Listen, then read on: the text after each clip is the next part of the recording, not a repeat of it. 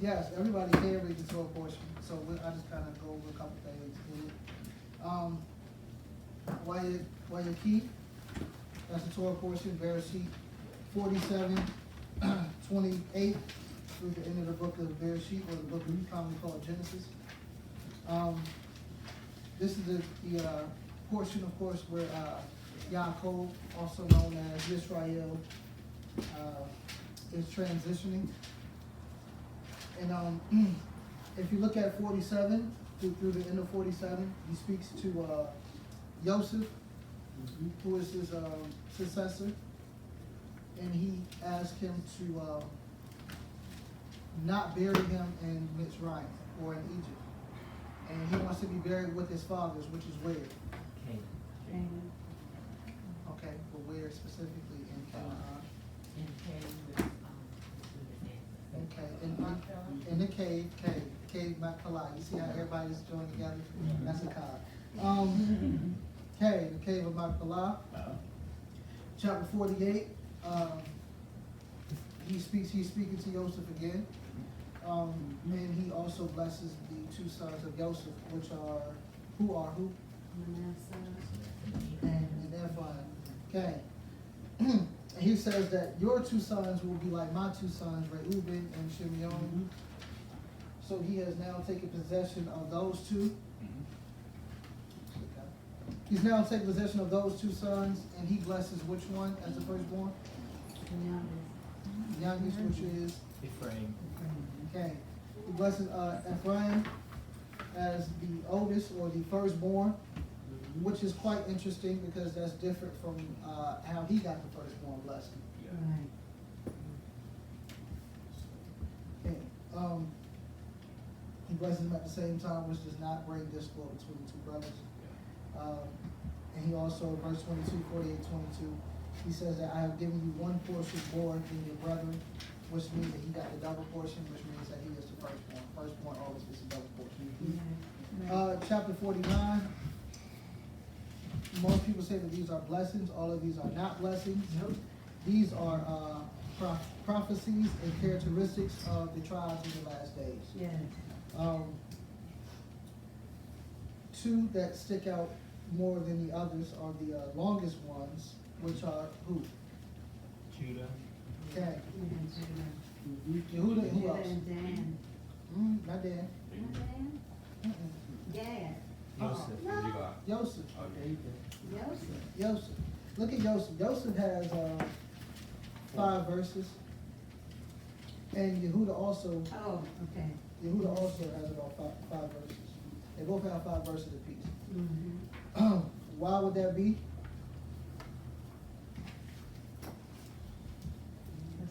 Maybe bless them. They're equal, and then they also represent what?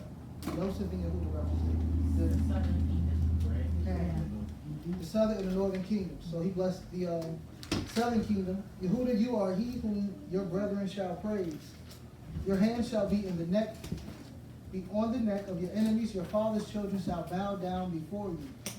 Yehuda is a lion's whelp from the prey. My son, you are going up. He stooped down. He crouched as a lion, and as an old lion, who shall rouse him up? Why would Yehuda be called a lion's cub?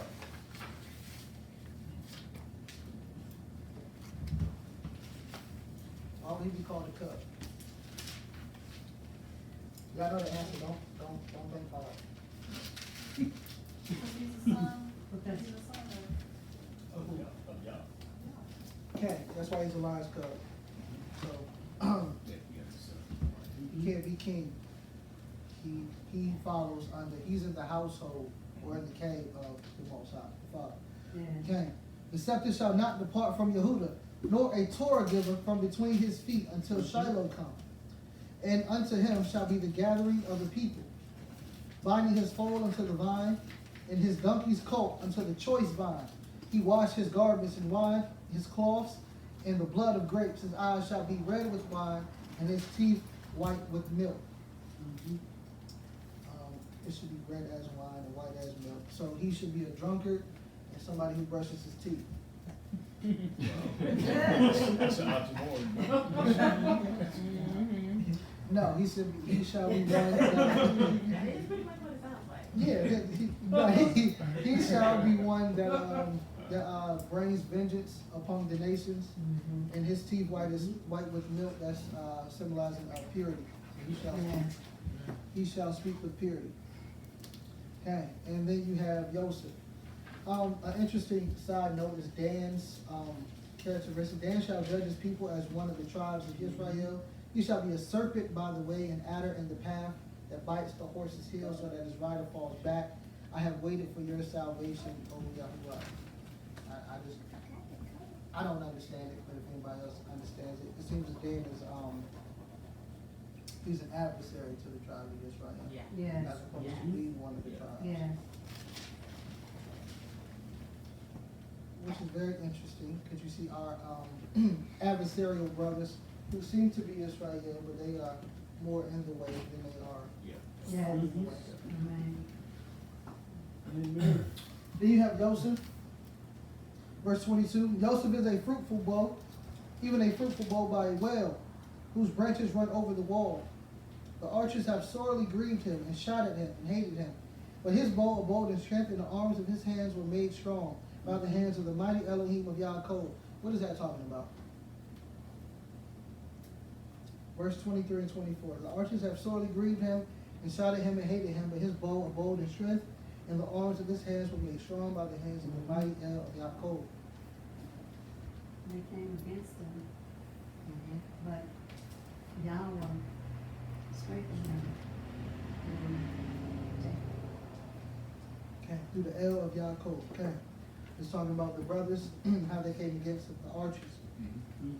Okay.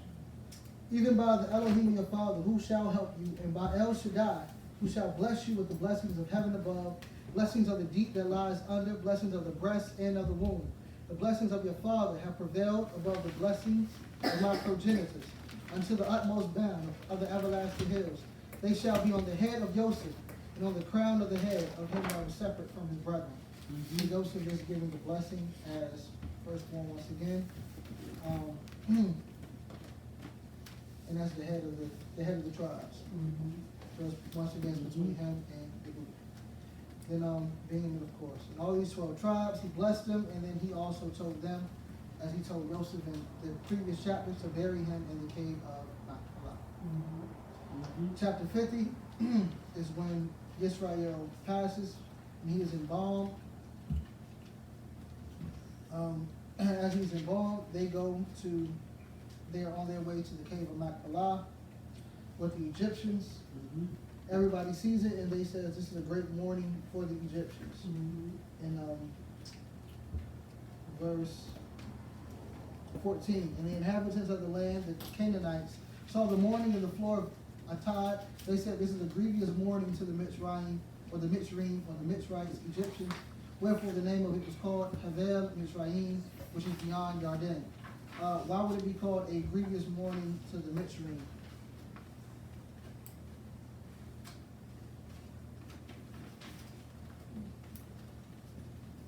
Because they had been there several times because of Joseph and what he had meant to them. Okay, not only that, can everybody kind of consolidate, or we're gonna have to go into the front? Oh, yeah. Y'all want to move to the front. They come the other way. No, y'all don't need to come to the other I one. can come over here. Pull up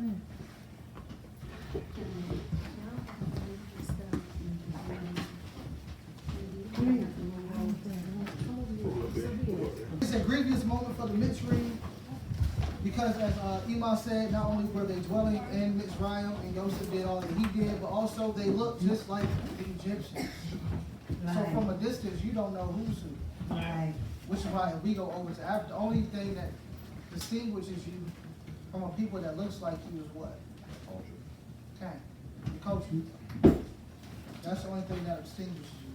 That's why if you call a Japanese person Chinese, they gonna probably be upset. They're gonna fight you. We are not the same. If you call an Irish person Italian, Scottish. British, they might have a problem with you, because we are not the same, our cultures are not the same. So if you call me African, what does that mean? If somebody calls you African, what does that mean? Oh. Yeah. Yeah, same thing. But same, they looked at them and they saw the same people who looked the same, because we didn't have fringes at that point. We weren't, the culture of the Creator hasn't been given to us at this point. As far as the dress, we did have a certain code that we live by. But anyway, that's what that was. And then once, sorry. I know our culture, we mourn for 40 days, why do they mourn for 7? The Egyptians, even when we were done mourning, why were they still mourning for 34 days? And why do they wait until after to bury him, after the mourning passed? I don't know. I'm not. I love it. Well, I know David, David, when he was waiting for his son was sick, he fasted and prayed and mourned and cried out to Yahweh. But when they came and told him that he had died, he got up, put on his clothes, and rejoiced because the mourning was over. So it's like once, I just figured that it's part of the culture that once they passed on, that the mourning was over. You know, once they were buried. And But all yeah, that. that's what I was saying, after they mourned is when they buried. I was just trying to figure out if they literally waited that long. Oh, That's what I was trying to, that was the question. they said they mourned for 7 days, when they came to a particular spot. Now, some people say that this is where the Egyptian parties split, like they only walked in a certain period and then they left from them, which is why they mourned at that part, but that's debated, heavily debated, so nobody knows. Yeah, I'm just being honest with y'all. Nobody knows why they mourned for that period of time, or why they stayed there, because the burial place was still a distance from it, as far as the cave of Machpelah. So chapter 50, verse 15, once Joseph's brethren saw that their father was dead, they said, Joseph will certainly hate us, and he will certainly requite us of all the evil which we did. And they sent a messenger unto Joseph, saying, your father did command before he died, saying, so shall ye say unto Joseph, forgive, I pray you now, the trespass of your brethren, and their sin. For they did unto you evil, and now we pray you forgive the trespass of the servants of the Elohim of your father. And Joseph wept when they spoke unto him. First question is, why would they be thinking that? Because of what they had done to him. That's still how they treated him. And they figured the only reason you treating us right is because Daddy's alive. Oh, okay. And they put Elohim in and everything. Look, we serve Elohim, your father too. Don't get at us, okay. But Joseph has told them many a times that what you're worried about, I'm not worried about, because I know why it happened. Yeah. So they're still stuck on what they did, but not what the Most High made out of it. Just relax. You thought evil against me, verse 20, but Elohim meant it unto my good to bring it to pass as it is this day, to save much people alive. Now fear not, I will nourish you and your little ones. And he comforted them and spoke kindly to them. In verse 22, we'll just read it out. And Joseph dwelt in Mizraim, he and his father's house. And Joseph lived 110 years. And Joseph saw Ephraim's children of the third generation, the children also of Machir, the son of Manasseh, were brought up upon Joseph's knees. And Joseph said unto his brethren, I die, and Elohim will surely visit you, and bring you out of this land unto the land which he swore to Abraham, Yitzchak, and to Yaakov. And Joseph took an oath of the children of Israel, saying, Elohim will surely visit you, and you shall carry up my bones from hence. So Joseph died being 110 years old, and they embalmed him, and he was put in a coffin in Mizraim.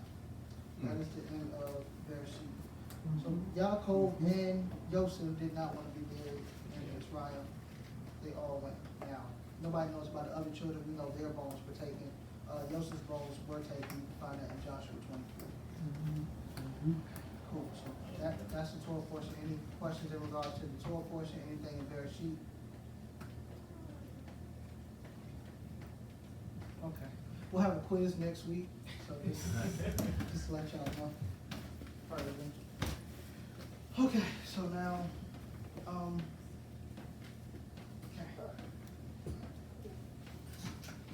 So this is the real talk portion, and I have a question.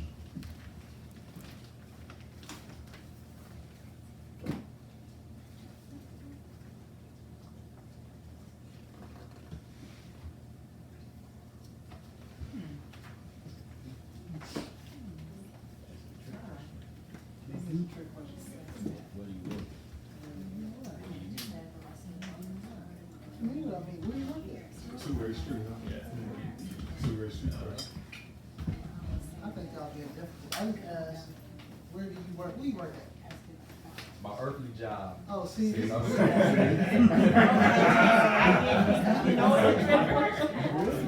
this guy, go ahead, now keep I going. work at a call center. Okay, you work at a call center. Let's see, who I can pick on. Ms. Leslie, where you work at? I didn't say what's your profession. Where you work at? No custom. Okay. Where you work It's at? in high school. Emma?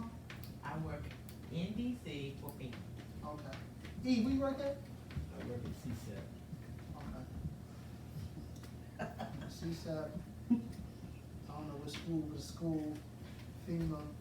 You work where? At a call center? Portfolio. Oh, portfolio. Hey, Dewey, where you work at? Both y'all can answer since both y'all Dewey. I'm a full-time liquor Uber driver. Transportation. Transportation. Transportation out of my. The day soon come. Sis, we work at? No. See, both of y'all answer, now y'all gotta answer. Okay. Working on a ship. U.S. Navy. Okay, U.S. Navy. Y'all Here. here? Here. What do you mean? Right here? Think you cheap. We work at. Both early childhood center. Okay, this. Okay. Oh, wait, okay, so there are, I asked you where you work for a reason, of course. But we're gonna go over the word work right now, and then we'll go back to, we'll go back to that in a second. I just wanna know when y'all work at. So there are 3 words for work that we're gonna go over today. The first word, we're gonna start from, I ain't gonna tell y'all that. First word is abadia.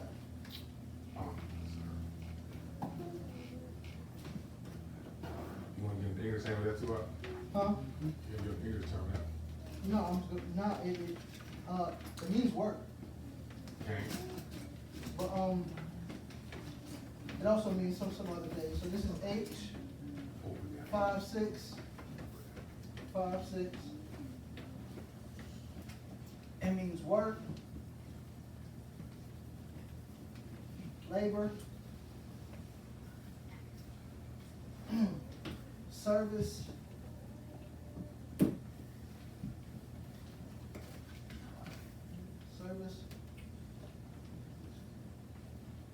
she's here. Okay. Service of a servant.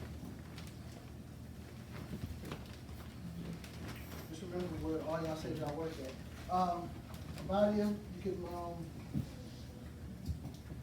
the root word of that is to work or to serve. Just get them back information first.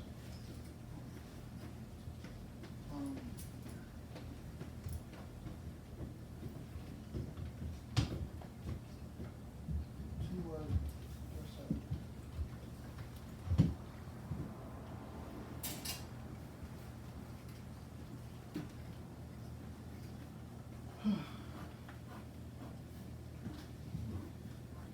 Is that service, no service together? And service of a servant. That's service of the servant. Yeah, service of a servant, as in, like, this is what servants do, they abide. Somebody go to, Yeshaya 41:8.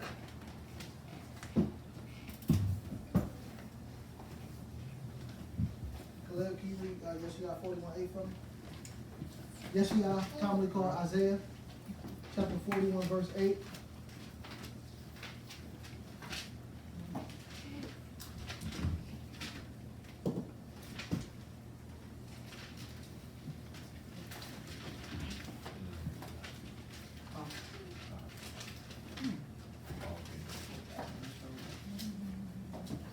When you do that, can you speak outside? Okay. Who's ready? Yeah. Okay, go ahead.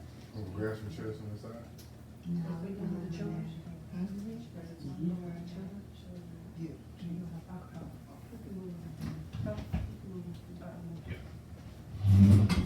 We headed over there, everybody. All right, so we're gonna pause this for a second, and we're gonna transition into the front. We're gonna speak a little louder now that we are. But you, Yasharel, are my servant, Yaakov, whom I have chosen, the seed of Abraham, my friend. You whom I have taken from the ends of the earth, and called you the chief men thereof, and said unto you, You are my servant, I have chosen you, and not cast you away. Fear not, for I am with you. Be not dismayed, for I am your Elohim. I will strengthen you, yea, I will help you, yea, I will uphold you with the right hand of my righteousness. Kind of, thank you. So we are, we are the servant. Automatically the servant of who? Lord. Okay. Let's go to, Shemot, commonly called Exodus, chapter 3, verse 12.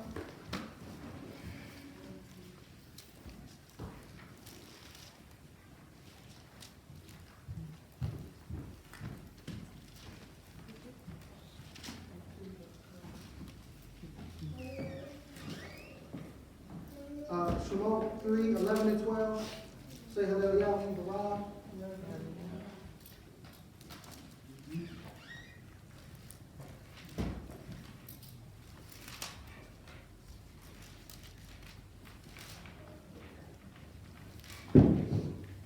Now we would all, can you read that? Shemot 3, chapter, verse 12. 11 and 12. 11 and 12. Yeah, chapter 3, verse 11 and 12. Okay. And Moshe said to Elohim, Who am I that should go to Pharaoh, and that I should bring the children of Israel out of Mizraim? And he said, Because I am with you, and this is to you the sign that I have sent you. When you have brought the people out of Mizraim, you are to serve Elohim on this mountain. Okay. So you are to serve Elohim, that word is abad. You are to serve Elohim on this mountain. Shemot chapter 7, verse 16.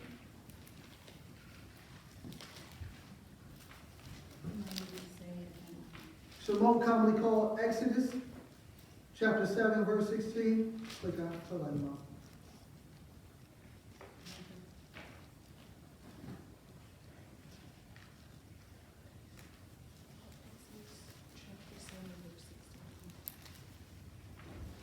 There we got.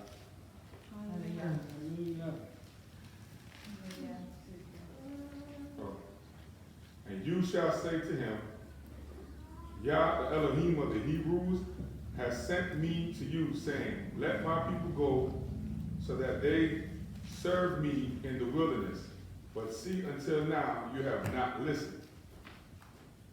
Okay, so we see that, we understand that Most High have asked us to serve him, correct? That means labor, service, you do. Labor or work as a servant, okay? Okay. So what is our duty as servants? To serve and obey. To serve and obey. Obey what? Yah's command. Okay, so we understand that this is the basics. So point one is about Obadiah. Obadiah is the most important type of work. Once you know who you're working for. So we understand we work. Y'all told me, nobody said that they work for the Creator. But it's okay, I'll give y'all a pass on that. Huh? I know, Mom, you didn't raise your hand. I have a question about that, because you asked, where do we work? Right. Not who do we work for? Oh, okay. You did. You're right. I said earthly job. Let me tell you about Where is a place? You're right. Oh, Okay, so I work that's a in teacher. English. See, you reading the question. I didn't ask you to read the question. Oh, I just told you to circle the answer. Hold on. oh, okay. I'm telling you what I work with.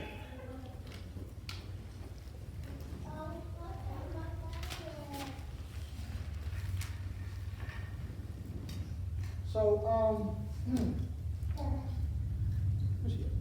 so in the Navy, right? There are different. There are different what? Departments. Okay, there are different departments of what? You better work on the ship. Okay.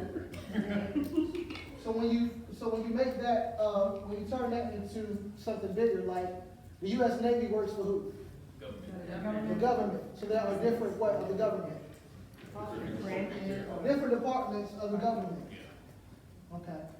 Just making sure y'all making sure. Okay. So I work in the educational department of the kingdom. Okay. Now, granted, you may. What's going on today? I don't know. This is trying to fall down on. It's okay. Hallelujah. I work in the educational department of the kingdom. Now, granted, that's just my thought process. So I didn't think y'all to think that. However, when we get through this, hopefully you'll understand why I say that as opposed to I just work at a school. Based on the service of the servant. Okay. So let's go to Tehillim, commonly called Psalms, chapter 1, verses 2 and 3.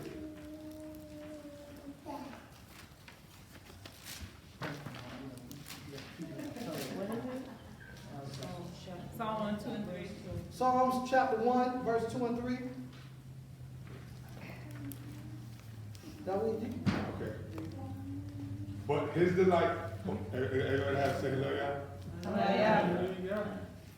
But his delight is in the Torah of Yahuwah, and he meditates in his Torah day and night. For he shall be as a tree planted by the rivers of water that yields its fruit in its season, and whose leaf does not wither, and whatever he does prospers. Okay. Remember, this is interactive. So you got any questions or comments, always just raise your hand. All right, so until somebody does, let's go to Jeremiah, chapter 17, verse 6. Jeremiah, chapter 17, verse 6.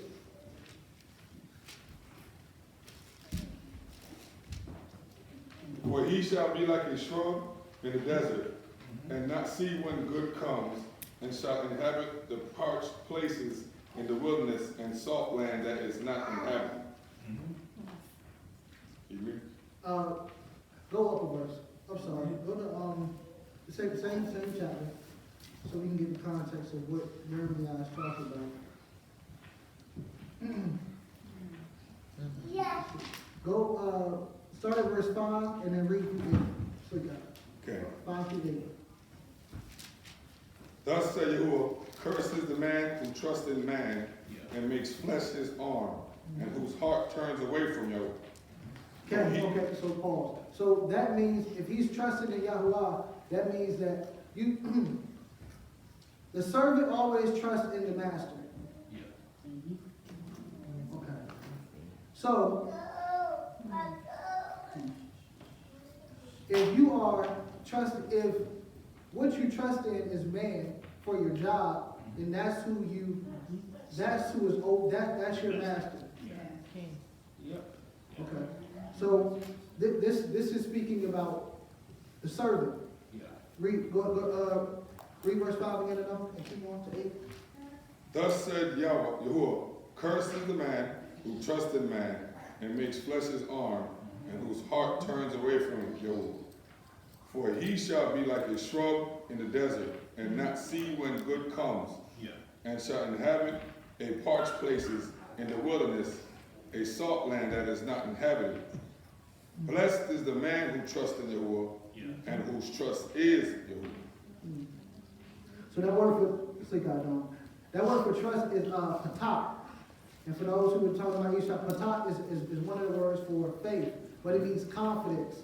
So he whose faith or confidence is in the Creator, whose confidence is the Creator. So it's not only in the Creator, so just like Iman was talking about as far as the cancer. Her trust isn't, I don't care what the doctors are talking about. That would be trusting in the man. I trust in the Creator. So whatever the Creator says, that's how I'm moving.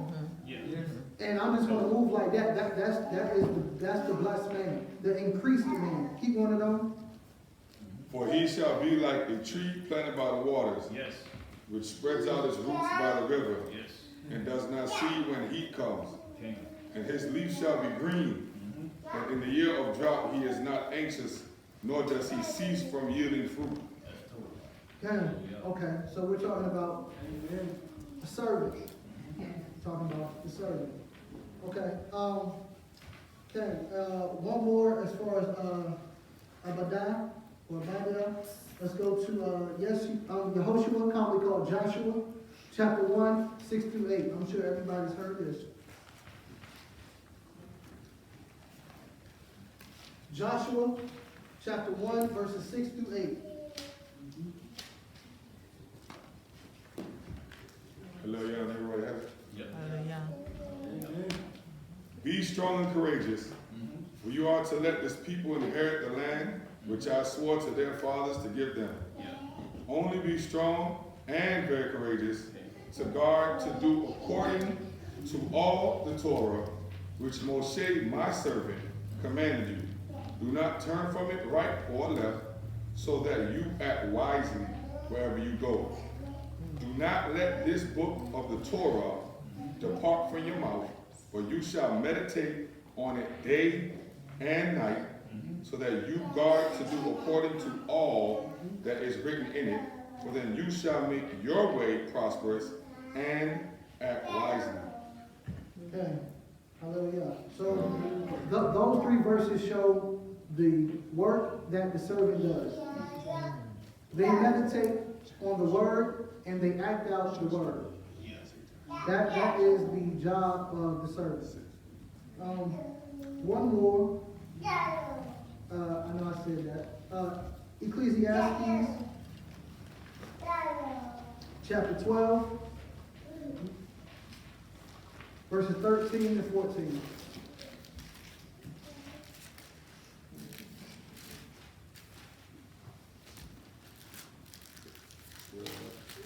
Ecclesiastes, Kohelet, commonly called Ecclesiastes, chapter 12, verses 13 and 14.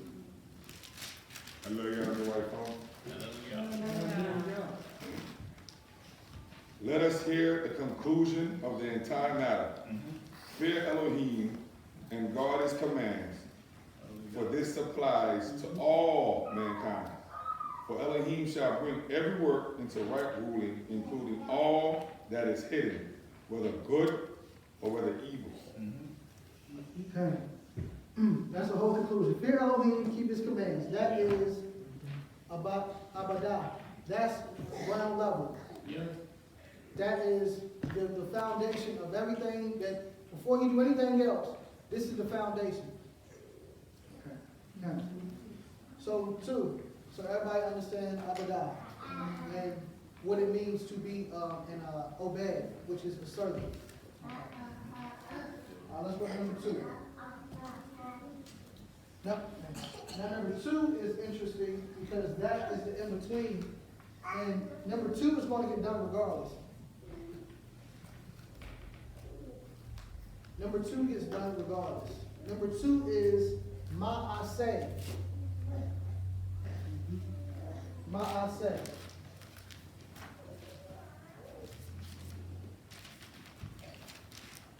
Ma'aseh means to fashion. It means it's a deed or a work. It's a thing that's made. It is a business. This is an activity that leads to a product. So when Adon just read that he will bring every work into judgment, that word for work is ma'aseh. He will bring everything that produces something. He's going to bring it into judgment, whether or not that thing is told or robbed. And what does told mean? It means good, but what is it? Functional. Okay, it means functional. So what you're creating, is it functional? Yeah. Or is it dysfunctional? Now, functional or dysfunctional according to what? Yeah. According to, say that again? According to God's way. According to the handbook of your job. Yeah.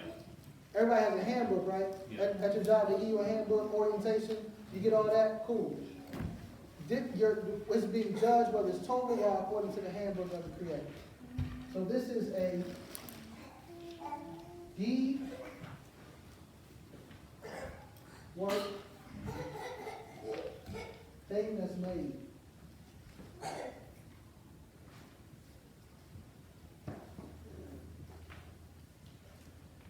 The root of this is just asa.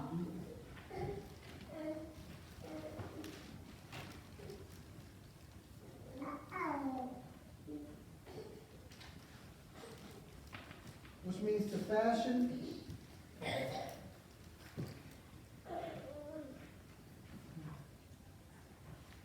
to make,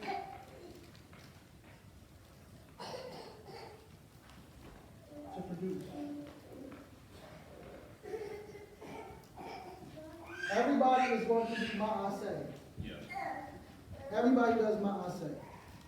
Now, the thing about ma'aseh is you're going to produce based on who you work for. Yeah. So for teachers, right, you teach. Okay, you teach according to whose handbook.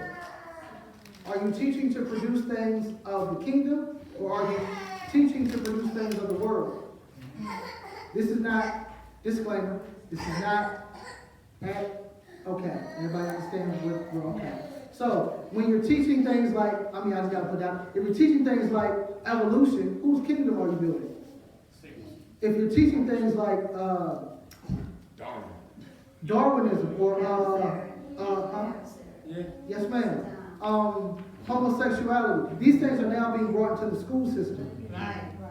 Yeah. Whose kingdom are you? Who do you work for? Yeah. Yes.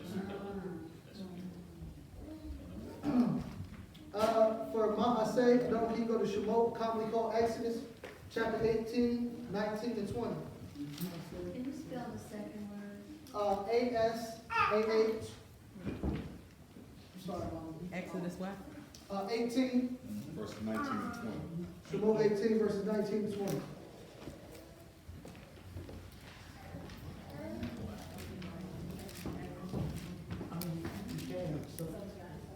Okay, let's do it. My writing ain't that bad, but you can. It's You not, can but I can write this down. okay. You guys have found it? Hallelujah. Exodus 18, verse 19 and 20. Okay. Print out pages from that. Hallelujah. All right. Now listen to my voice. Let me counsel you, and Elohim be with you. Stand before Elohim for the people, and you shall bring the matters to Elohim, and you shall enlighten them concerning the laws of the Torah, Keep going. and show them the way in which they should walk, and the work which they do. Okay, so this is where Jethro, Reuel, or friend of El, is the father-in-law of Moshe, is talking to Moshe like, yo, you're judging all of these people by yourself. What's going on? You're going to weigh yourself out. Yeah. Let me help you out. I'm going to counsel you. Hopefully the Most High is with you. So this is what you're going to do to the people that I tell. Can you read 21? Okay. But you yourself seek out from all the people able men who fear Elohim, Okay. men of truth hating unfair gain, and place these over them to be rulers of thousands, rulers of hundreds, rulers of 50s, and rulers of 10. Okay, so these are the men that verse 21 is what you're going to do verse 22. So the men that you choose that fit this criteria, they fear Elohim first and foremost, they love truth, and they hate unfair gain. Once you find that person, okay, now you teach them the ways of the Most High, you give them the handbook, and these are the ma'aseh, this is the work that they're going to produce. So you're teaching them how to produce this certain type of work. Okay. No. Okay, that's ma'aseh. It's not a scripture this time. The third word for work. So everybody has what was number one? As far as work? Abadah. The second one is what? Ma'aseh. Okay. And the third one is going to be very interesting once we figure out the first place that is mentioned. This is Malakah. Malakah.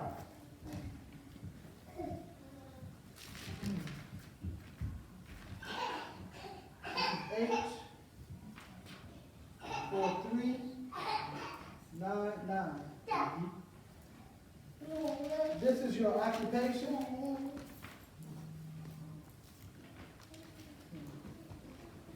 This is your business.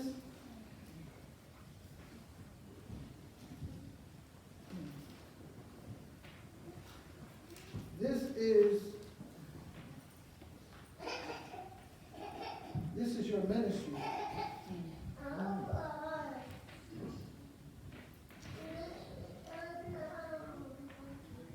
The root word of this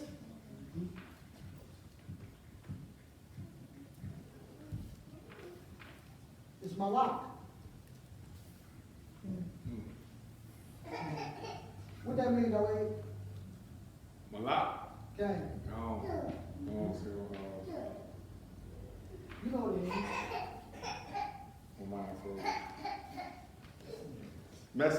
Like a message of the Most High. Okay. To the Torah. It means messenger or representative. Okay. I'll get the Strong's number in a second. In the sense of dispatching a deputy. That's H4397. Okay. Yeah. Hold on. Doesn't that, when we refer to the angels Malak as well? That was the control portion of 4816. Okay. That is That's the king messenger.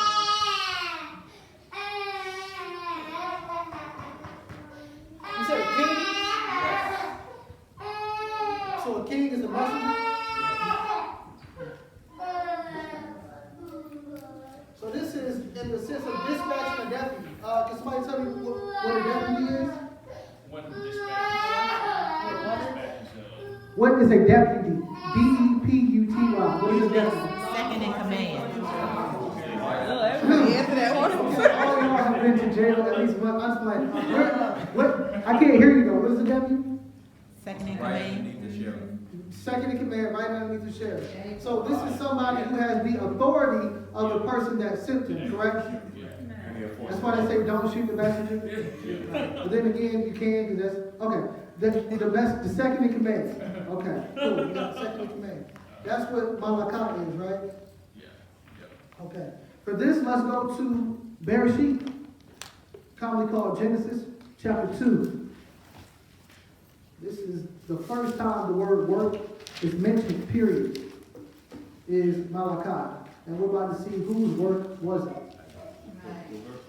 Chapter 2, verse 2. Hallelujah. Yeah. And in the seventh day, Uh-huh. Elohim completed his work which he had done, and he rested on the seventh day from all his work which he had made. Okay. So the business or the occupation or the creative nature of the Creator, his ministry, this is the first time it's used. This is the highest level of work.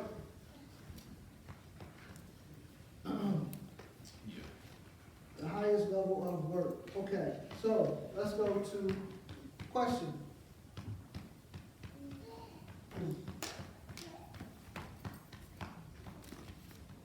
No. Another question. So, well, I got these notes crazy. When you're dealing with Malachi, right? You can't get here without being where? Okay, on one. I know I deleted the pyramid, but you can't get to 3 without getting to 1. You can't get to the 3rd floor, of course, without getting to 1. Number 2 is going to happen regardless. You're going to make works whether you're a servant or you're going to work whether you're in your ministry. Point number 2 is that your Abadah should lead to your Malachi. Your servitude to the Creator should lead to your ministry. Yeah.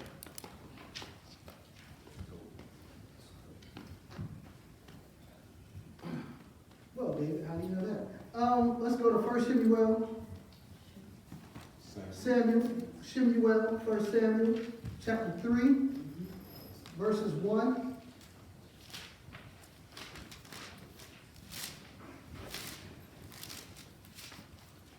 Hallelujah. Hallelujah. Chapter 3, verse 1. Okay. First Samuel, or Samuel, chapter 3, verse 1. And the young Samuel was serving Yahuwah before Eli, and the word of Yahuwah was rare in those days, no vision breaking forth. Okay, so you have Shemuel, the backstory of Shemuel. He is a Nazarite, vowed to the Creator by his imam. What was the imam name? His mom. His mama. What was his mother's name? Oh, I was messing with Kanye because that's her favorite. Anyway, yes, so served in the temple to the Most High. Okay, so servitude, and then let's go to verse 19, same chapter. hallelujah. Yeah. And Samuel grew up, and Yahuwah was with him, and did not let any of his words fall to the ground. Yeah. Okay.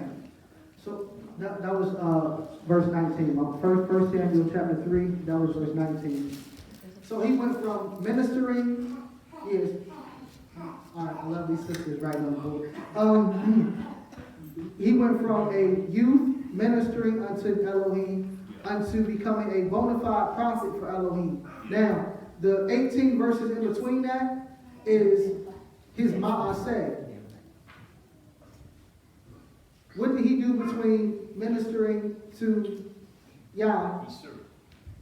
Okay, but in the 18 verses, in between verses 1 and 19, what is the story of Shemuel? Somebody was calling Shemuel. Who was calling Shemuel? Yeah. Yah was calling Shemuel, right? Okay, he didn't know, so he was going back and forth to Eli. And then the Most High, after he realized it was the Most High, he had a word to give to who? He had a word to give to Eli, and that word was what? Judgment.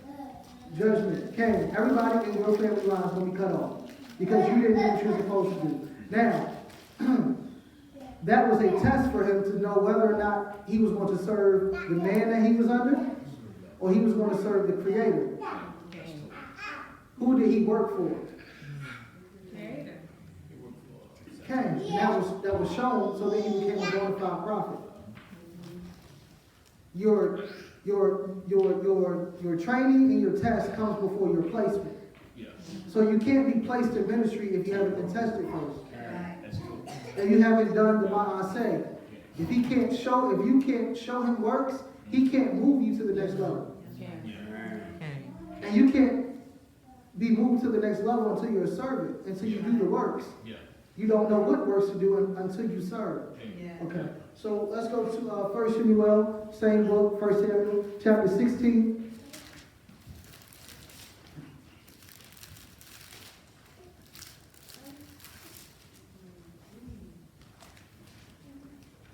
Verse 13. Hallelujah.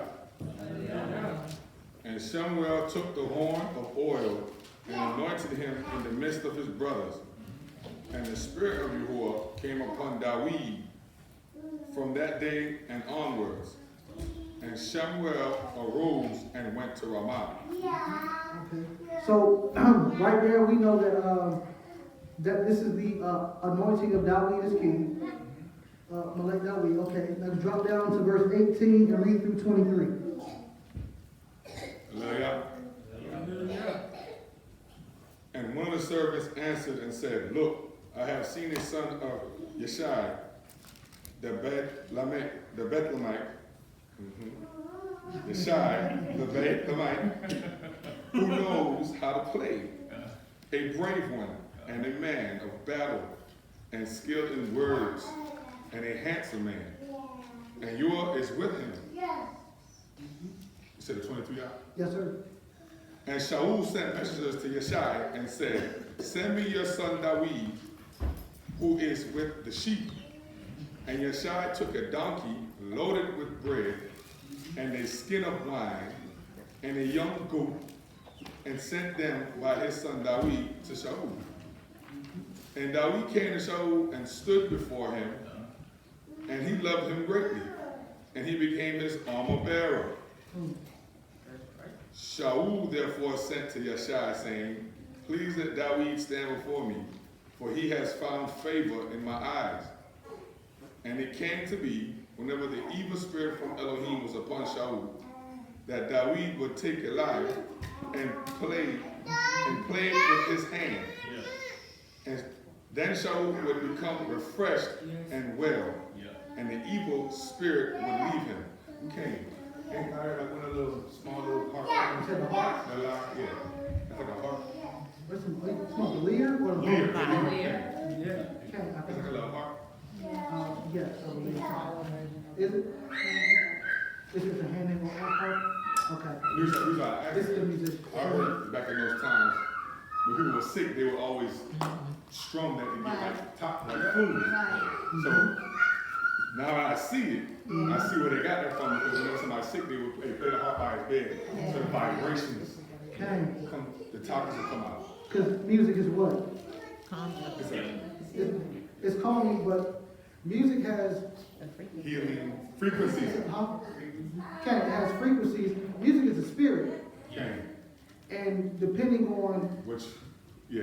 what chords are played, things of that nature, they carry different spirits. So obviously David knew the spirit to play in order that reigned over the evil spirit. So depending on what music you listen to, that's why people listen to dark music and then they get depressed and things start to occur. Guard your gates. But okay, so we knew that Samuel had a robbery walk, and Shaul, slick guy. Shaul had a robbery walk, and David, who was doing this, the law say, he was already working. He was a man, he was a shepherd, he was a man in the field, so on and so forth. So the Most High placed him from being a servant to his father to being a servant of the king, which placed him in a position to be king, to slay the lion. Yeah. I find it funny because every time you get to Maaseh, you have a choice to make, and it determines whether you get to Malach.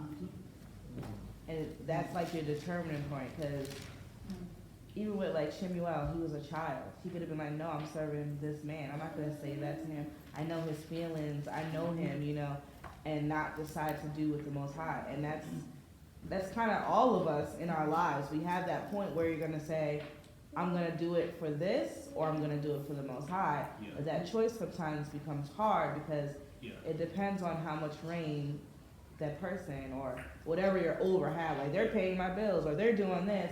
So that choice becomes hard. And it's I find it funny because it's like, it becomes hard, but because of that choice, you get to another level or you stay at that level stuck. Yeah. And we get trusting in the spirit, Absolutely. because when it gets hard, then he helps to make a way, if we have it in our heart, Yeah. to move to that next level. And he has it in a way to lead us to that level and overcome those things that get in our way. Okay, which is that, so the Spirit helps you to a place where that decision becomes available. Yeah. So it's not just, okay, well, I know this is crazy, so I'm just gonna leave. No, the Spirit is a spirit of wisdom. So it gives you wisdom to step to a place where now you're at a plateau. And you have a step ahead, or you can stay and you might be demoted. That's what I'm talking about. Everybody knows. You get demoted instead of promoted, based on where your mind is and your faith in the Creator. Okay, so I had a question, but I'm gonna wait for that, and I'm gonna go to your time card. So you go from, you get a job, they give you your assignment, right? You get your assignment, your job responsibilities and all that, and then you have a schedule. Yeah. Okay. Just to check, what's your schedule for your job? Huh? 9 to 5. What would you say? 6:30 to 3. 6:30 to 3. What's your schedule, Mom? 24/7. Oh, okay. That's over her. Can you go to Ecclesiastes chapter 3, verses 1 through 8? Don't be reading my notes, just get the scripture. 3, 1 through 8. Yes, sir. Hallelujah. I don't know if anybody found that yet. I went to the end of the time. Go ahead. Chapter 3, verse 1 through 8. Sorry. 3. Hallelujah. Yeah. For every matter there is an appointed time, even a time for every pursuit under the heavens. A time to be born, a time to die. A time to plant and a time to uproot. A time to kill and a time to heal. A time to break down and a time to build up. A time to weep, a time to laugh, a time to mourn, a time to dance. A time to throw away stones and a time to gather stones. A time to embrace and a time to refrain from embracing. A time to seek and a time to lose. A time to keep and a time to throw away. A time to tear and a time to sow. A time to be silent and a time to speak. A time to love and a time to hate. And a time for battle and a time for peace. Yeah.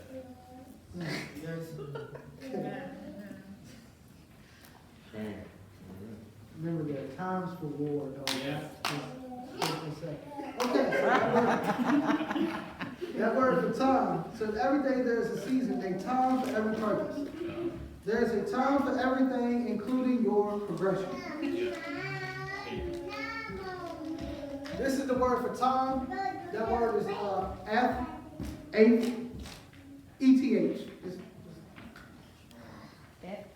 F, yep. Yeah, y'all literary people. F, yeah, that. Oh, time.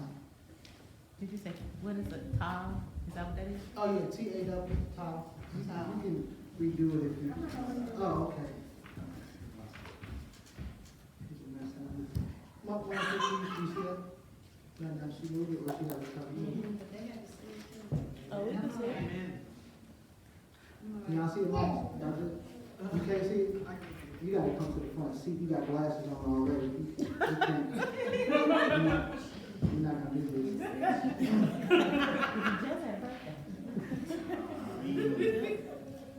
Okay. So time, it means of an event, experiences, fortunes, occurrences, occasions. Time of an event. So there are times for these things. Okay, this is your time card. We're dealing with the time card. So time, iron means what? Eyes. Or experience.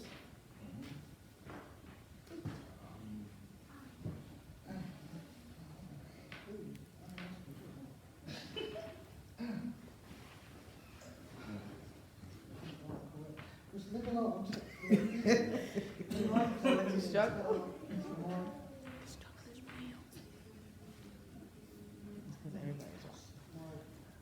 Sign. Goal.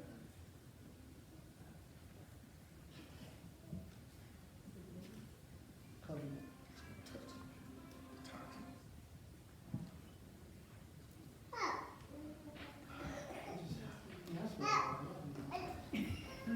I did say that. Okay, so it's Covenant. covenant, the last word, covenant. Okay. So time, okay, so what do you guys get from time? Money, paid. No, I'm talking about word, time, the, You get from the word time? yeah, the, iron and time. Say that again? Eyes on the mark. Okay, your eyes on the mark. Or covenant and I spirit. thought that was it right there. I'm So just, you're I'm, in Experience the covenant. Carry that out. to experience the covenant. I'm just listening. There's no right or wrong answer.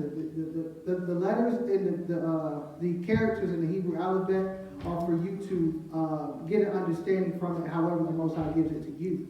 Yeah. It's not a right or wrong answer. Now that wasn't very total answer. I was just asking if anybody else. When he said that, like, I can't say nothing after that. Okay, so it is like I said, it is. You said what? Eyes on Experience the the mark. covenant. To experience the covenant, eyes on the mark. So as far as time, you are experiencing certain marks. So there are certain marks. This is for me. You are experiencing certain marks at certain periods of time. Certain periods of time, you are to reach certain marks. And at the same, and on this thing, it's a blessing to even make the mark like today. Okay. You know, we didn't have to make this mark, but we did. Okay. So this is one of his time names now. This is a mark. The Shabbat is a mark of time. Okay. So in the root of time, what do you think the root of time is? Not you. I don't know what to tell her that, 'cause I tell her stuff. Did everybody write this down? That wanted it? Okay, cool. I'm only going to erase one letter. What do you think the root of time is? The root of time. Essence. The root. Essence, beginning, essence, the starting point. You're very close. Who created time? Yeah. Yeah. Okay. What does he live in? Eternity. He doesn't live in time. He lives where? Eternity. Okay. It He is. lives in eternity. The root of time is eternity. Yeah, because time comes up. Ah. Makes sense. Dalet means what? Y'all don't know about it. Door. Okay. Door, entrance, path, way, okay.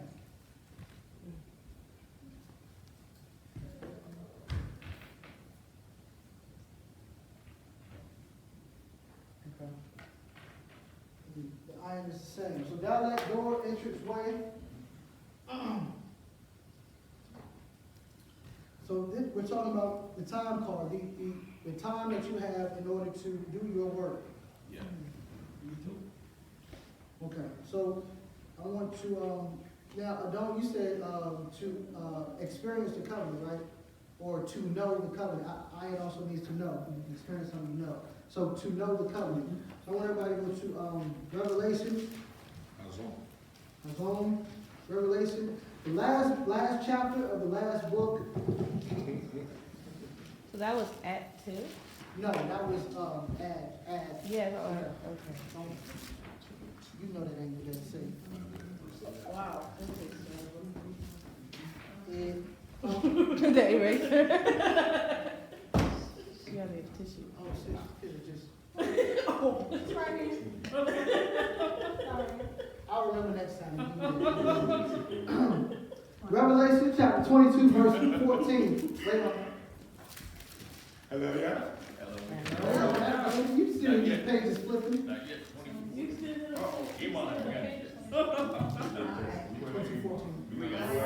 Hallelujah.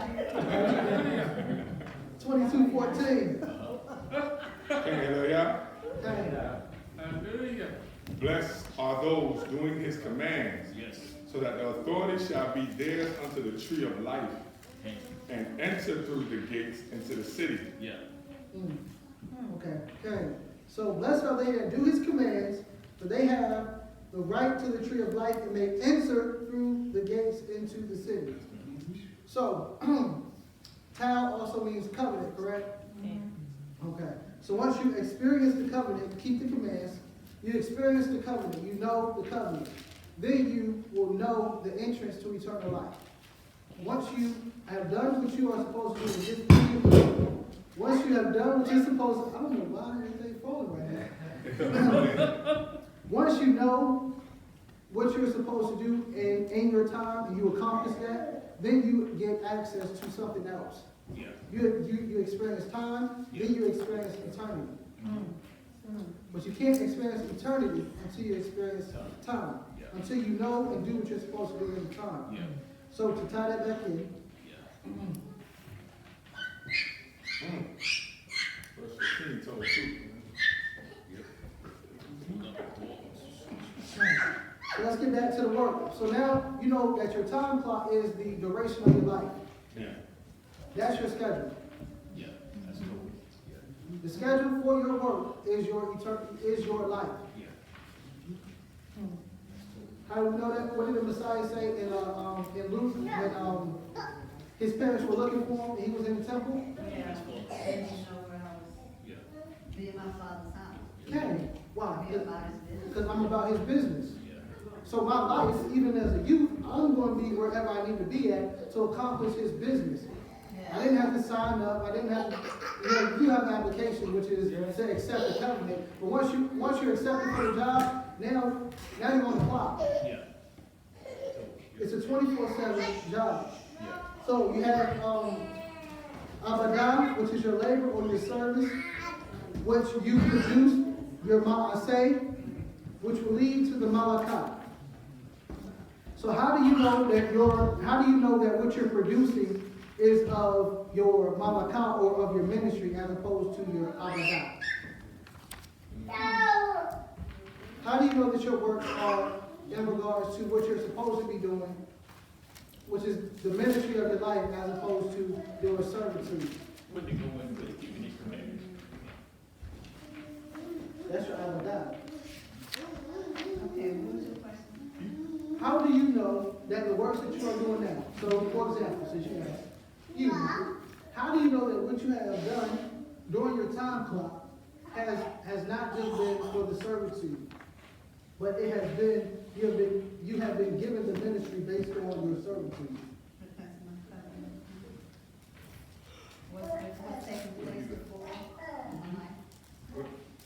What do you mean? Hold on a second. The servitude and my knowledge of all that I needed to have this foundation, which would be that part of the kingdom where I was to start out Mm-hmm. and build a foundation. Yes.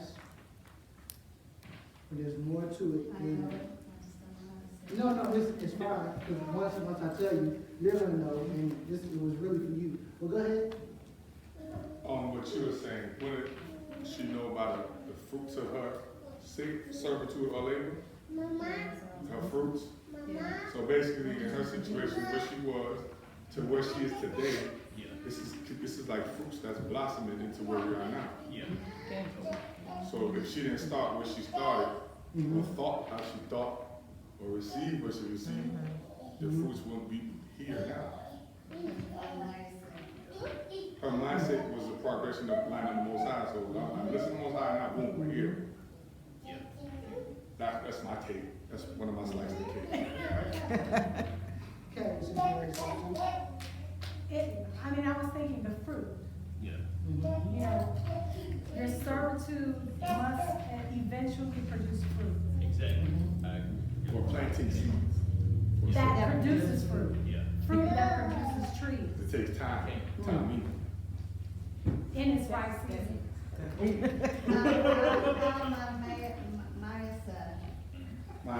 My say, Mhm.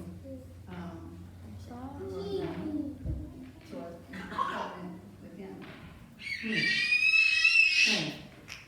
Okay. Yes, I'm gonna hear everybody else, and then I'm coming back to you, Ron. Go ahead. So from my understanding of what you're saying is, you said the first word was, Abodah. okay, so that is the literal servitude, the other word being the actual position. So let's say we go through Elijah versus Elisha. Elijah wasn't just called to be an immediate prophet. He was underneath Elijah for a while, learning, doing the things that prophets do. Then after a while, the Father came and took Elijah. Now Elijah is the prophet. He's the Well, I'm gonna have to stop calling on you because that was my next point. But because I didn't, hold that. Yes. Okay, no, you just always got your hand on. You be scratching and stuff. Okay. So, all right. So I'm gonna answer the question, and everybody did have an answer. Of course, I have an answer that I'm looking for. Nobody said, but that was cheating. So on the job, right? Say somebody works at McDonald's, right? You work at McDonald's. Anybody work at McDonald's? Okay. Somebody who works at McDonald's. Okay, works at Burger King, Wendy's, whichever your preference. And you're on Fridays. Right? You work at McDonald's, you're on Fridays. Could you be fired? Yeah. Off you go on Friday. Mm-hmm. Okay. You can be fired. You can be fired, right? Yeah. And then what's going to happen the next day? Somebody else. Okay, cool. Now, take that aspect, right? That's your abodah. Your abodah can be, somebody can replace your servitude. If all you're supposed to be doing is picking up sticks and putting them in this barrel, somebody else can pick up sticks and put them in a barrel. That is replaceable. Your abodah is replaceable. Now, which is, when you go to your malakah, based on your ma'aseh, that cannot be replaced or duplicated. It can only be built upon. So when you talk about, I'll sit to that point. Well, give me a second, point forward. But that's how you, so what you've done, Mama, all of this, nobody can duplicate this because it's already been done. The only thing somebody can do is add on to what you have already built. If whatever that's why it was malakah for the creation. Nobody can recreate what the Creator has created. All we can do is build upon what He has given us. So He gave us trees, now we can make tables. We can do all these different things, but it's based on what the Creator has already placed here.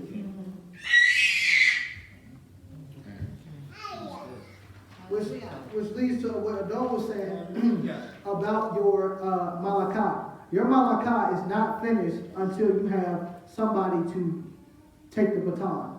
Okay. So for those who know about racing and sprinting and so on and so forth, if you're doing a 4x4, does anybody hand the baton off to somebody next to them and they just stay there? No. Okay. A 4x4 is a full lap, right? Okay, so even if you run one lap and I hand the baton to Dawid, he runs another lap. It seemed like he ran the same thing I did, but he progressed. I did 100 meters, now he's on 200. Then somebody else take the baton. It seems like they're doing the same thing. They're adding another level to it. And the time is different. Okay, and the time is different. And then somebody else takes the baton and they run the same thing that I ran, or seemingly, but it's further along than when I started it. That's what the ministry is supposed to be. I'm supposed to hand it to you. You're supposed to hand it to Ben. Ben is supposed to hand it to his son. His son, that's why Yaakov or Yisrael handed it to Yosef. Yosef handed it to his son. So on and so forth. Mashiach said, okay, I'm giving it to the disciples. Y'all take it, now y'all gonna make disciples like I did to you. Right. You're supposed to take it further. That's how you know that your Malachi is not just avodah. Yeah. When somebody can take what you did and build upon it.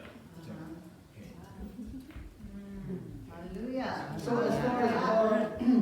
as far as that aspect goes, what Adon was talking about, but first I want to go to Bamidbar, commonly called Numbers.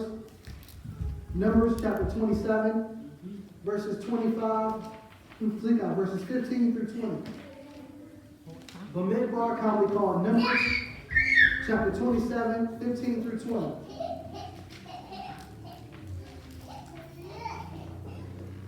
Now y'all on the phone?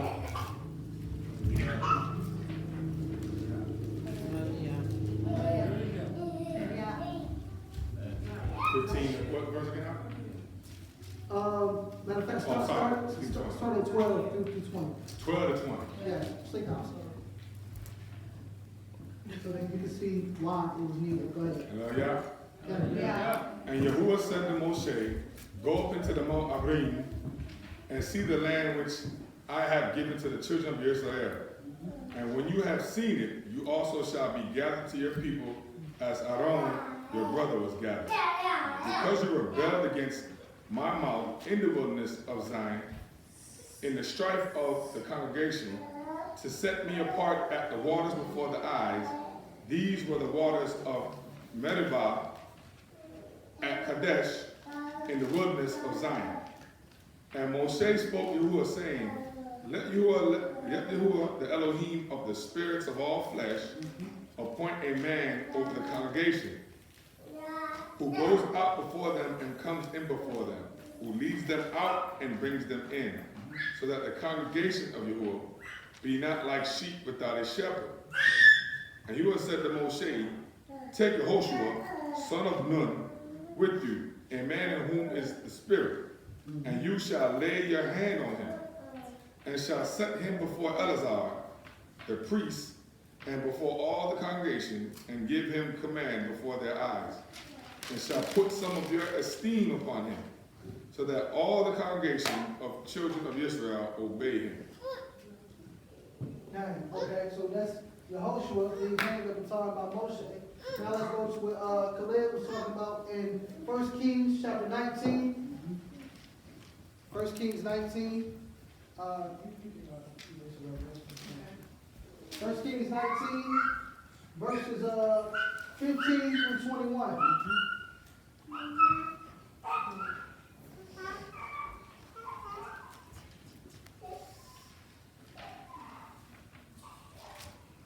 Hello, y'all, when I found it? Okay. And Yahuwah said to him, go return on your way to the wilderness of Damascus, and you shall go in and anoint Hazazel as sovereign over Aram, and anoint Yehu, son of Nimshi, as sovereign over Yisrael, and anoint Elisha, son of Shaphat, over Abel, Meholah, as prophet in your place. And it shall be that whoever escapes the sword of Hazael, Yehu does kill. And whoever escapes from the sword of Yehu, Elisha does kill. And I shall leave 7,000 in Israel, all whose knees have not bowed to Baal, and every mouth that has not kissed him. And he went from there and found Elisha, son of Shaphat, who was flogging with 12 yoke of oxen before him. And he was with the 12th. And Eliyahu passed by him and threw his robe on him. And he left the oxen and ran after Eliyahu and said, please let me kiss my father and my mother, and then I follow you. And he said to him, go turn back for what I have done to you. And he turned back from him, and took a yoke of oxen and slaughtered them, and cooked their flesh, using the implements of the oxen, and gave it to the people, and they ate. Then he rose up and followed Eliyahu, and became his servant. So, Look, it implements the gut top. Yeah. Yeah. My destroys her feet. good. this is Elisha taking the place of Eliyahu. Now, this doesn't happen yet until the mantle is passed. Okay. So the word takov, which I put here, means in your place.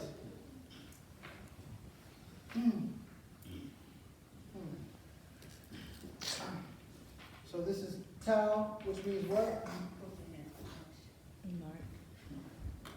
Sign. Mark, sign, covenant, gold. What is put gold? I won't put covenant.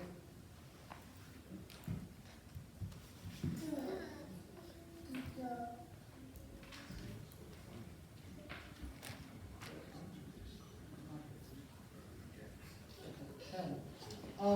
I don't have copy and paste for the board, but we're gonna put this over here. What? We're just gonna put that over there. Okay, what does cat mean? Huh? Okay, we got a fence, for all the ops, you know, I left cat, what is cat, the strong, what? Strong Wall. wall. Okay, so fence, wall, Here you go. barrier. And then you got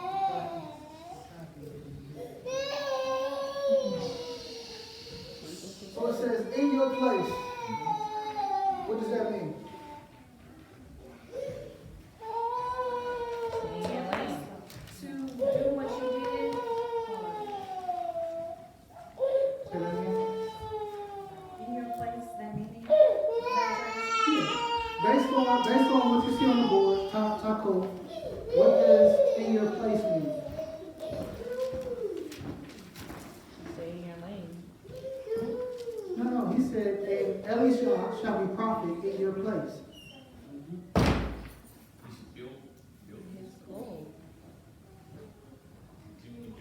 Yeah. He took his place. Yeah, he took his place. What did- In that time, he became The sign. the fence. When it's time for, well, from what I'm understanding, when it's time for Eliyahu to depart or to leave, Elisha would basically take over that position. Eliyahu was like a big prophet. He wasn't just any prophet, he was like the, Okay, and yes, it does mean, based on what it says, yes, Eliyahu, when you're done, he's gonna take over. That's what I'm saying here. So, once you reach your mark, you're gonna run into a wall to where you can't go anywhere. Gotcha. So you're gonna run and you're gonna try to do everything you can, but once you hit this, it's over. And somebody else needs to be running With the same goal, Mark. with the same goal or mark. Somebody takes your spot and they run with it. Yes. That's right. So if you don't have that, then what happens to your ministry? It dies with you. Yeah. Which is why Abraham was distraught that he didn't have a seed to continue his goal, which is why he was trying to give it to his nephew. Okay, one of his nephews and his servant. Most I said, you will have somebody to take the torch from you, from your loins. So to go back all the way to the beginning of your job, so on and so forth. From your avodah, the Most High will put you in a position to where He's going to reveal to you what your malakah is. But that only occurs once you do enough ma'aseh. So once your works reach a certain mark, then the ministry appears. Yeah. In Isaiah it says that once you're ready, the teacher will appear. Yeah. Once you're ready, the teacher will appear. Which means once you get to a certain point, then the person who will train you for your ministry, they appear. And then they're going to train you until they reach their mark, and then now it's up to you to take it and run with it. Yeah. But But if you're stuck in the mindset, Iman, you said something, you said, because of your mindset, you know that it wasn't just servitude, it was a ministry that you were bringing forth. If you're stuck in the mindset of servitude, you will have nothing to hand off. Yeah.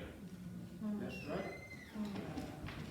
And the Most High purpose everybody here to hand something off to the next generation. Yes. The reason why McDonald's can hand something off and Burger King, I don't know why, I'm maybe hungry, but both of those places can hand something off, and it seems like they're the exact same thing. They both fast food, both do burgers, but everybody has their own lane to run in. And somebody's at the end of the lane waiting on you to hand something off, but you're stuck at the fries. Yes. Oh. Yes. Yes. You're stuck in a mindset where you're just worried about the basic necessities, the basic level of it. Yes. When the Most High already called you to be that. That's what you're going to be regardless. That's right. He's already called you to be the servant. Now he's asking you to master the servitude. Yes. So I can give you what you were placed here for. There's something inside of you, there's a seed inside of you that can't get out because you won't water it through your works Yes. by building upon it. You're a teacher, you're not training yourself to be a better teacher. You're a savior, you're not training yourself to be a better teacher. Or you're not searching for what the Creator placed inside of you because you won't serve. So you'll never find it. Because the seed is buried in the servitude, which will blossom. That's why you can be a tree by living waters. But the tree didn't start out that way, it had to grow. The seed was in the ground. Then it was watered. Then it began to produce fruit. But it started out, I said, he will be like a tree by living waters. Why? Because he was trusting in the Creator and doing the servitude, which led to the seed dying and growing. Yes, Mom. Can I share something that the Spirit told me? Absolutely. He said to me a couple of years ago, he showed me a tree. And this tree, the roots had come up out of the ground, and you could see where the roots were going to another tree. And he said, you shall have trees who give birth to other trees. Hmm. Hmm. How would it do that? How would it do that? Well, By staying on the fries. the fruit that this ministry bears Mm-hmm. will produce other fruit. Hmm. And that fruit will produce trees, Uh-huh. which produces other fruit. He said, not just fruit, but trees. Hmm. Are you asking So fully mature. what you need to supply them trees to grow? Hmm. Are you asking what you need to supply the trees to keep them growing? How would a tree? Explaining what he told me. Oh, no, Yeah, no, I'm saying, okay, so I'm not even gonna ask that question anymore. Based on what you said, when Yahusha, the Messiah, when he gave the parable of the talents, he said he gave 1, 5, 1, 3, 1, right? And everybody reproduced, except for one. And he said, I knew that you were a harsh master, that you wanted to reap what you had not sowed. But he sowed it in you for you to grow, which will produce somebody else. So he's waiting on you, bring it to you. He's waiting on you to do what you're supposed to do, so then that will ignite the next person who's supposed to do what they're supposed to do. So they can't do it because they're waiting on you. Okay, so you're holding up my progress. That's right. You know, people always say, well, nobody's stopping you but you. No, you're right. However, I can only go so far without somebody there. That's right. If it was just on me, the Most High wouldn't say, when you're ready, the teacher will appear. That's right. Wow. Why would the teacher have to appear if it's just on me? That's right. If Elisha was supposed to be the prophet already, why did Eliah have to put the mantle on him? Because there's somebody always waiting on you to do what you're supposed to do. That's right. For you to come out of the mindset of the perpetual cycle of servitude to something that's not the creator. Yeah. Because once you get out of that and you serve the creator, the creator has no choice but to do what to make you grow. Yeah. He's going to make you grow once you do what you're supposed to do. Hallelujah. So pretty much all that came from, I seen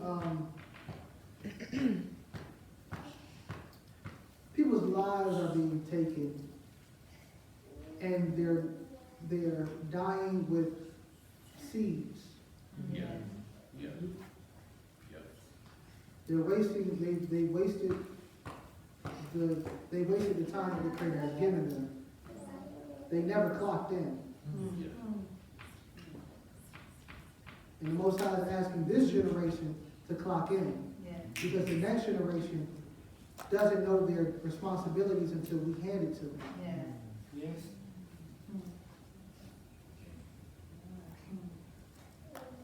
So that's what I have. The other part of that came before that word from the Spirit was set up a place where they can come Yeah. and have their whole man ministered to. Set up a place where they can come.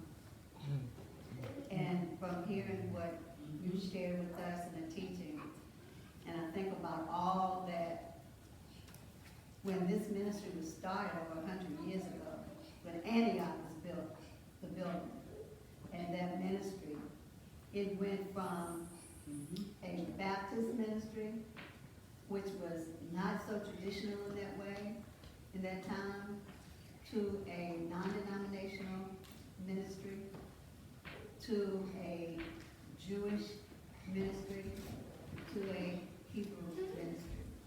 And in all of that, when we came, there was no deacon board, no house board to tell us what to do. He put us here, and we always were in control of what happened. And it looks like he started us teaching the basics, then teaching the basics and the Spirit, and then coming into the knowledge of who he is as Yahuwah, and then bringing us here. And now that I'm here, I'm at retirement age, where most ministers or pastors or apostles retired, or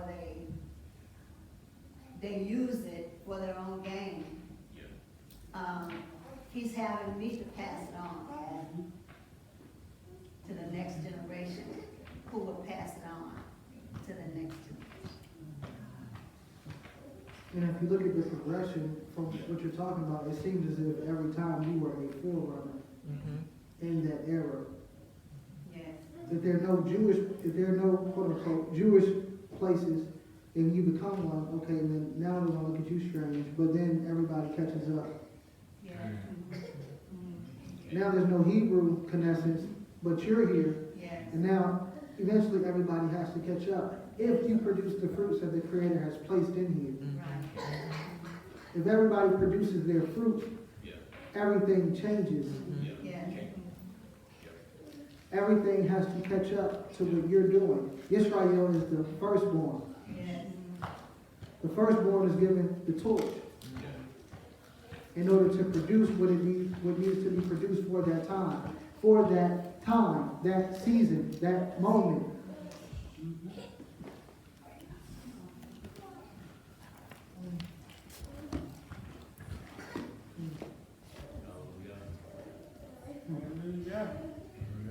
And I've been here for almost 30 years.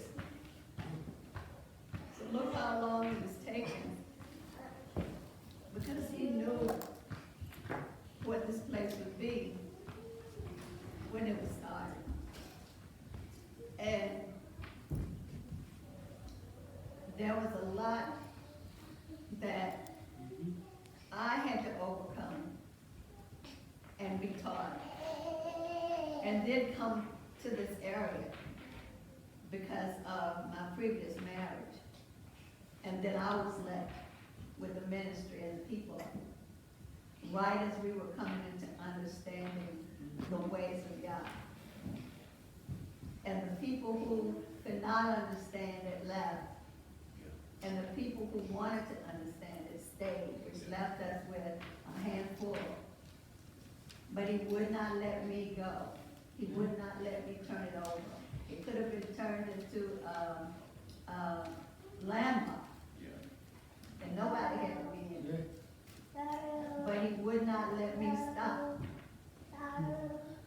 And as I asked him what to do and where we would go, then we met, you and I.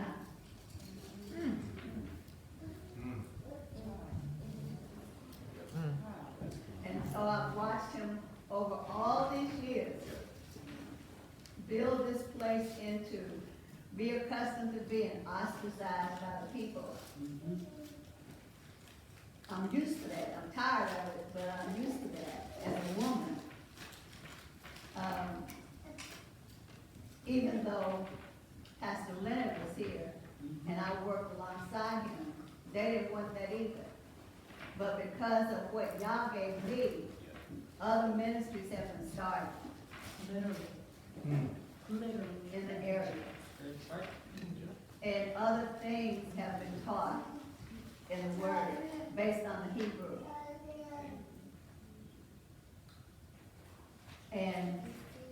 And so now I look, and I'm full, because I know that it was not in vain. Thank you, Father. Yes. When we came here, there were 5 people here, including Leslie as a child. And 4 people old enough to be her grandparents. And Elder Grimes was here. And they were about to close the door. And the pastor asked us to come and take the ministry. And we did. And now here I am with him, that I am. And it just blesses me to see what he's done and what he's doing. Yes, yes, It just blesses me. yes. He said he would send those who were ready to come and were able and well equipped to do his will. And I kept telling the people, they're coming. And that every year, people would start to be in covenant with us and they would leave. And I kept holding on to their coming every year. Yes. And now it's happening. It's happening. And there's something that he's going to do through this ministry that's going to be different in a sense that it's going to teach spirit and word, and it's going to purify through the washing of the water of the word. And he's showing me what my job is now, what my heart is. Yes. And as he's shown me that, it gives me great pleasure to see his word being taught and to come all this way to find out who I truly am. Because since 1973, I've been searching for the truth. And I did not want what I saw people do. I did not want hypocrisy. And he knows that I wanted a way of life that was true to his word. And I've waited all these years. And it's blessed me to see it happening. Hallelujah. Hallelujah. I give him glory. Yes, hallelujah. Yes. Yeah. Amen. I thought I had failed at what he told me to do. But now I look at it and see his hand clearly. And so I thank Yahweh for that. I thank him for that. I give him glory. Yes.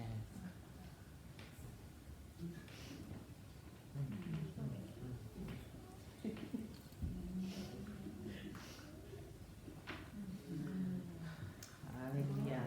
Hallelujah. Hallelujah. Midbar, chapter, You gotta give us a minute. Voice practice. It's like, I don't know. Numbers chapter 8. I don't know. What did he say? What'd you say?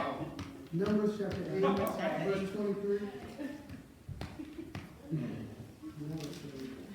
Verse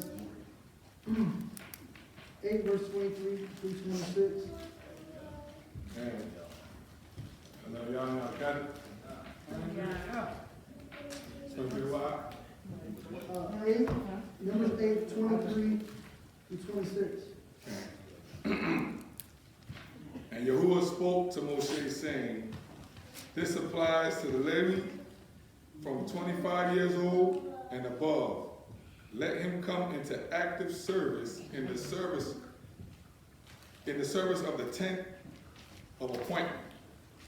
And at the age of 50 years, they retire from active service of the service and serve no more. But they shall attend with their brothers in the tent of appointment to guard the duty, but shall do no service. Thus you shall do to the Levites regarding their duties. And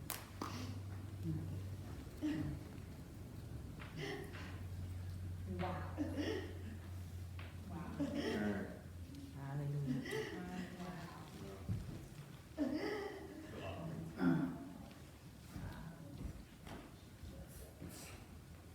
So that, hold on.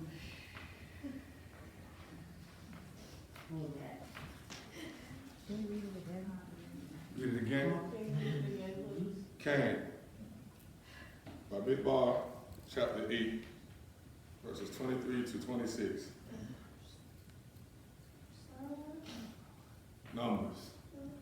Hallelujah. And Yahuwah spoke to Moshe, saying, this applies to the Levi from 25 years old and above. Let him come into active service in the service of the tent of appointment. And at the age of 50 years, they retire from active service of the service and serve no more. But they shall attend with their brothers in the tent of appointment to guard the duty, but shall do no service. Thus you shall do to the Levites regarding their duties.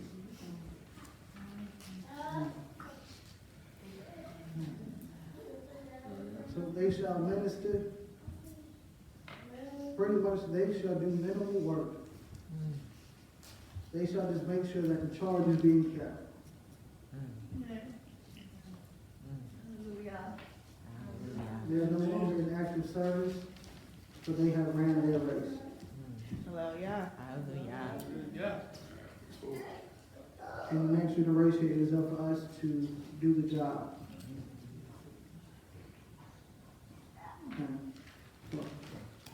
All praises to the Most High. Abraham, Yitzchak, Yaakov, for y'all attentiveness. Hallelujah.